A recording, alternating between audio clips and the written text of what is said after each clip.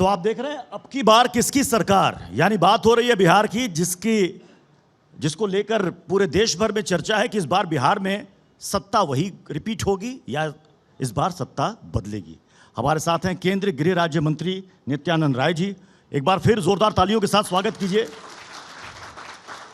नित्यानंद राय जी, चुनाव प्रचार का शोर तो लोग खूब सुन रहे हैं, चुनाव की तारीखों का ऐलान भी बहुत जल्द होने वाला है। इस बार फाइट कितनी तगड़ी है ये बताइए पहले। तय है।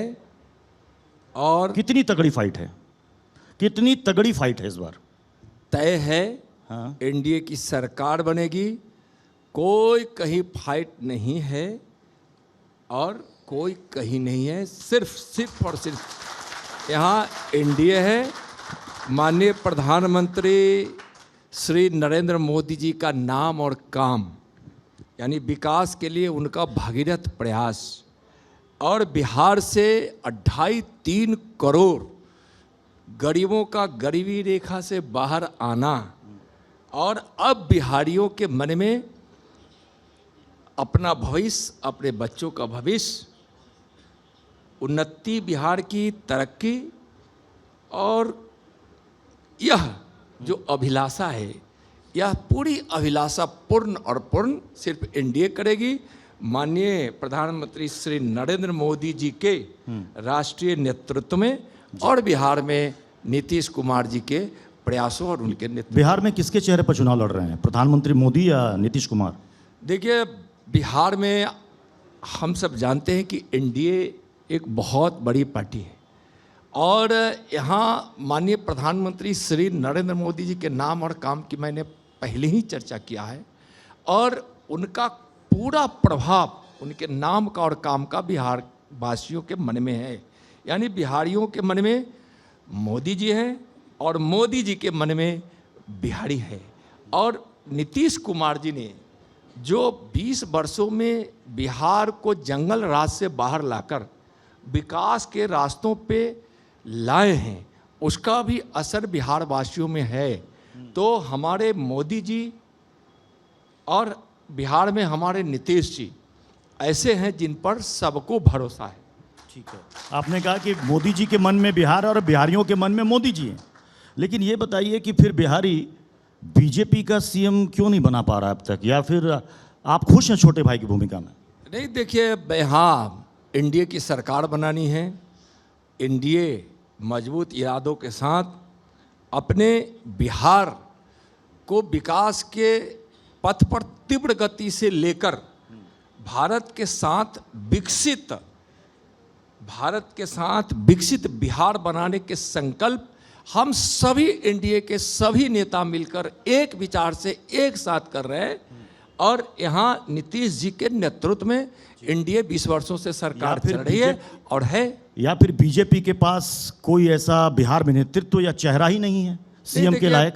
नहीं, ऐसा नहीं है। बीजेपी के पास ऐसे नहीं है कि चेहरे नहीं हैं, लेकिन जब हम गठबंधन, एक चेहरा तो हमारे सामने नहीं, देखिए, मैं एक चेहरा हमारे सामने है। मैं पिछले चुनाव में भी आपके नाम की अंदर खाने बहुत चर्चा थी। मैं खुल के बता रहा हूं कि मैं कोई यहाँ एनडीए के सीएम के चेहरे के रूप में नहीं हूं, इसलिए कि मेरे बचपन से जो अभिलाषा थी, वह अभिलाषा माननीय प्रधानमंत्री श्री नरेंद्र मोदी जी के नेतृत्व में, उनके मार्गदर्शन में, और माननीय गृह मंत्री श्री अमित शाह जी के सानिध्य में काम करने का जो अवसर प्राप्त हुआ है, मैं समझता हूं कि मेरे जीवन के लिए उस प्रकार का अवसर।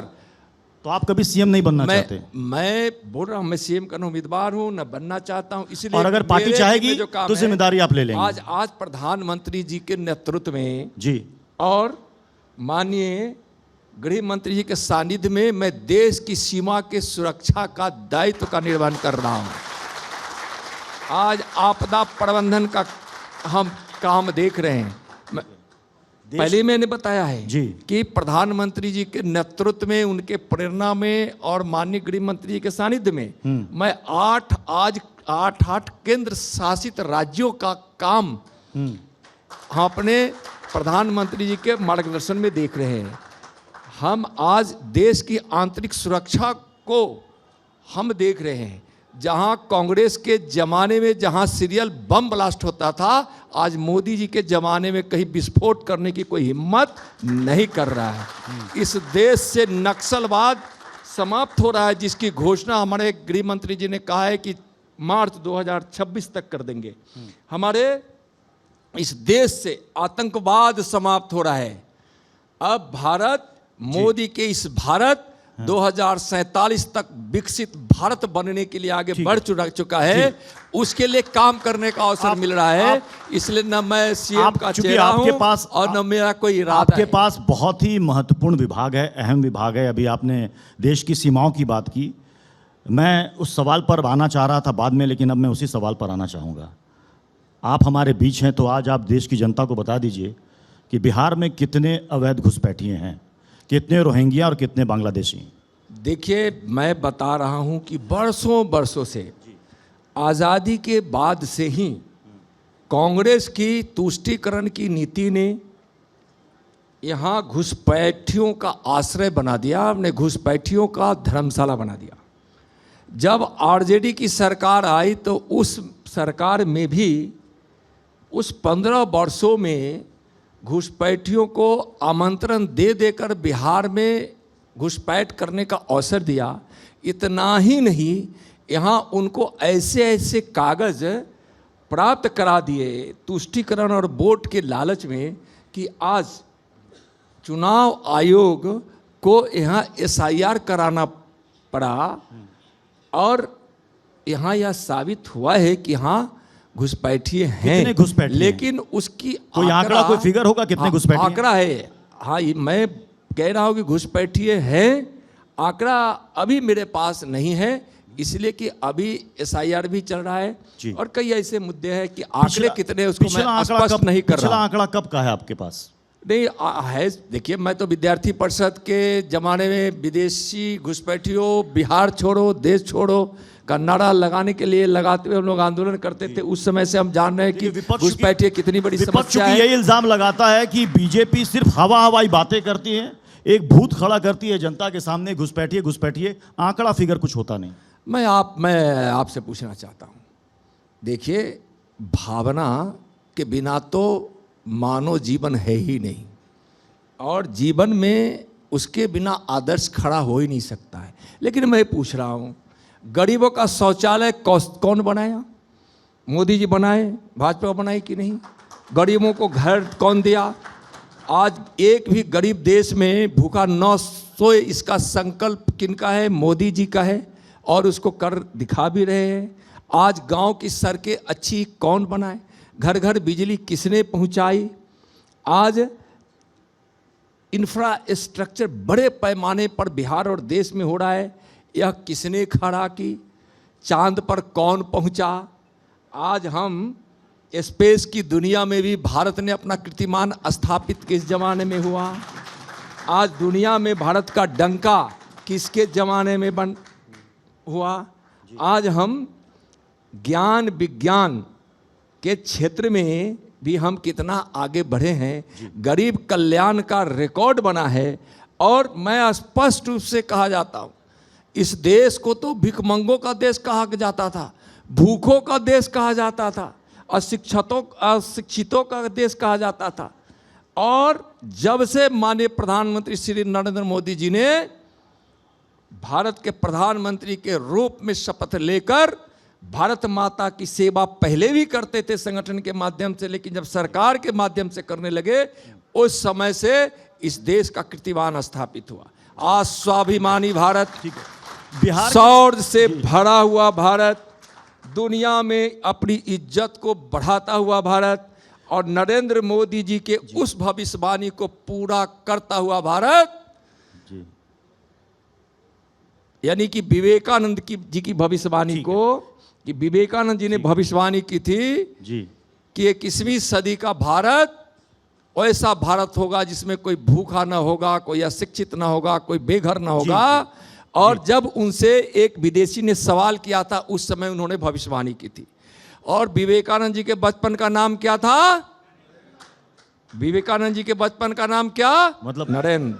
मतलब और आपने PM भारत मोदी के कर्मयोगी प्रधानमंत्री, मतलब नित्यानंद जी, दुनिया आपने- के सबसे आपने लोकप्रिय विवेकानंद जी से नेता, तुलना कर दी प्रधानमंत्री गरीबों मोदी के की। मसीहा, विकास के भगीरथ का नाम क्या?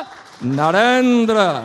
एक नरेंद्र ने भविष्यवाणी की थी और दूसरा नरेंद्र उसको पूरा कर रहे हैं। यह कांग्रेस और आरजेडी के जमाने में नहीं हुआ जी। है, मोदी जी के मैं- जमाने मैं में फिर हुआ से है। इसलिए मैं फिर से बिहार हमको पर ही आ रहा राम हूं। भी मैं फिर- चाहिए, रोटी भी चाहिए, भावना भी चाहिए, संस्कार भी चाहिए, संस्कृति भी चाहिए। हमको इस देश का स्वाभिमान भी चाहिए, अच्छी बात। युवाओं को रोजगार भी चाहिए, बेघरों को घर चाहिए, बिल्कुल, अच्छी जो बात है। इलाज के बिना कहीं पड़ा है जी। उसको इलाज भी चाहिए। मैं एक बार फिर इसलिए से मैं एक बार बिहार जो फिर हुआ से है बिहार मोदी मुद्दे के पर आता जमाने हूं। में मैं हुआ। एक बार फिर से बिहार के मुद्दे पर आता हूं। बिहार का चुनाव जब जब आता है, जंगल राज इस शब्द को पता नहीं जनता कितनी बार सुनती है। एक दिन में तो न जाने कितनी चुनावी सभाओं में सुनती होगी। लेकिन आजकल विपक्ष एक नया शब्द लेकर आया है, राक्षस राज। वो कह रहे हैं कि ये राक्षस राज है। ये देखिए, यहाँ पर कारोबारियों की हत्या कर दी जाती है, गोपाल खेमका से लेकर और भी कई कारोबारी। दिन दहाड़े हत्याएं होती है, सड़कों पर गोलियां चलती है, एक अस्पताल के अंदर घुसकर बेखौफ हत्यारे मर्डर करके चले जाते हैं। तो क्या बिहार में क्राइम घट गया है? देखिए, मैं आपको बता रहा हूँ, पहले बताता हूँ जो आपने कुछ हत्याओं की चर्चा की है, फिर बताऊंगा जंगल राज।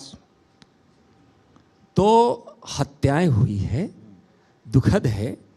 पहले हत्या होती थी तो हत्यारों को पुरस्कृत किया जाता था। मंत्रियों के आवास में 1990 से 2005 तक जो आरजेडी की सरकार थी, लालू जी राबड़ी जी की सरकार थी, उस समय अपराधियों पर कोई कार्रवाई नहीं होती थी। आज अपराध अगर कोई करता है तो अपराधी पकड़ा भी जाता है, सरकार उस पर कार्रवाई कराती है, कानून के हाथों में उसको सौंपती है और आज उसको सजा मिलती है। दूसरा जंगल राज, देखिए क्या है ना कि कुछ किसी के, कोई भी व्यक्ति के, हमारे शरीर में अगर कोई दाग आ जाता है, कट जाता है, जल जाता है, टूट जाता है, तो उसका चिन्ह जीवन भर दिखाई पड़ता है, हाथ पे, पैर पे, पीठ पे, जहाँ भी आए, चेहरे पे। उसी तरह से 15 वर्षों का लालू राबड़ी जी के शासन का जंगल राज बिहार के दिल पर और शरीर पर ऐसा दाग दिया है जिसको बिहार वासी कभी भी भूलने वाले नहीं हैं। इसलिए कि उस जंगल राज में दिए गए दर्द और घाव ने इतनी प्रताड़ना दी है बिहार को, इतना बदनाम किया है। जिस बिहार में हमारी बहनें, माताएं घर से निकलकर बच्चों को स्कूल तक छोड़ने में, जाने में संकोच करती थी। बच्चे निकलते थे घर से पढ़ने के लिए तो बच्चे भी सहमे होते थे, घर के लोग भी सहमे होते थे। व्यापारी दुकान तक जाने में भी डरते थे। आज 10 बजे तक गांव से शहर तक खुला रहता है, व्यापार अच्छा खासा हो रहा है।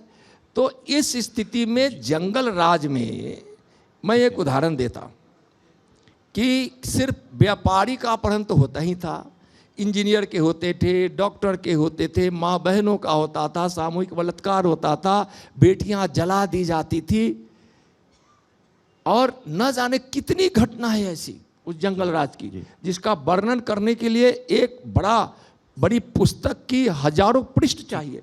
लेकिन मैं यह जरूर कहना चाहूँगा, आप जंगल राज की चर्चा किए तो, कि उस जंगल राज वाले अगर यह कहे कि राक्षस राज आ रहा था, तो जंगल राज था उसमें, और राक्षसी प्रवृत्ति वालों की सत्ता थी, जिसके छोटे से बड़े बड़े राक्षस बच्चों से लेके बुजुर्गों तक के जीवन को तबाह कर दिया था, माताओं बहनों को असुरक्षित कर दिया था।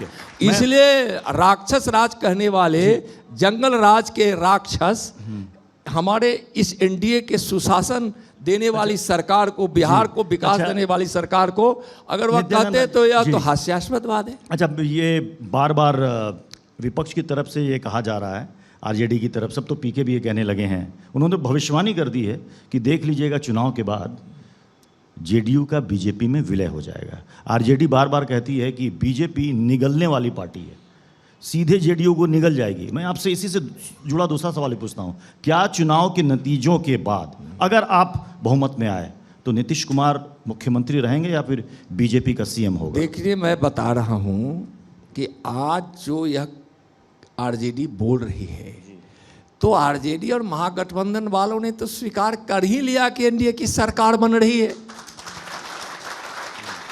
और देखिए, जो सत्य होता है छुपता नहीं, और जो भविष्यवाणी होती है ना, मैं तो किसान का बेटा हूँ, हम लोग भी खेत को देखकर उसकी मिट्टी के सुगंध से जान जाते हैं कि उपज कैसी होगी।